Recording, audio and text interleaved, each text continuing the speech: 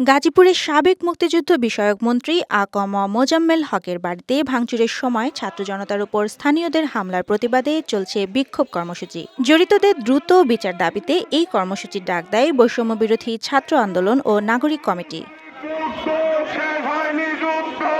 সকাল থেকেই গাজীপুরের রাজবাড়ী মাঠে বিক্ষোভ সমাবেশ করছেন জাতীয় নাগরিক কমিটি। তাদের সঙ্গে একাত্মতা ঘোষণা করে বিভিন্ন রাজনৈতিক সংগঠন।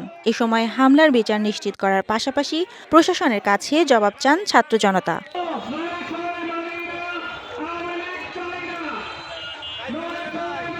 শিক্ষার্থীদের দাবি, কৌশলে তাদের বাড়ির ভেতরে প্রবেশ করিয়ে মসজিদের মাইকে ডাকাতি হচ্ছে ঘোষণা দিয়ে হামলা চালানো হয়। মুখে মাস্ক পরে ধারালো অস্ত্র হাতে বেশ কয়েকজনকে মারধর করে পালিয়ে যান হামলাকারীরা। এতে আহত হন অন্তত ২০ জন।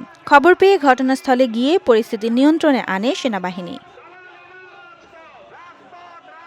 আহতদের পাঠানো হয় গাজীপুর শহীদ তাজউদ্দিন আহমদ মেডিকেল কলেজ হাসপাতালে। তাদের মধ্যে ৫ জনের অবস্থা গুরুতর হওয়ায় নেওয়া হয় ঢাকা মেডিকেলে।